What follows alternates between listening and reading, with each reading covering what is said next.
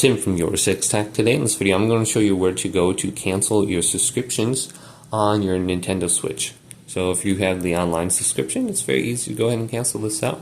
So just on the home screen here, let's go up to our page for our game. So on the home screen here, you can see Timbo's page. Let's go to the Donkey Kong icon. And then we want to scroll all the way down to the left to user settings.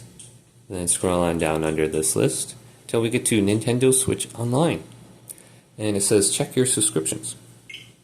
So it's going to load this little page here where it's going to be orange, and then we can see our online membership. So it says Nintendo Switch Online, and we have the option to go to membership options right here and select this. So since I don't have Nintendo Switch Online, it's just going to be the option to buy it right here. And here's the auto-renew removal right here. It says this.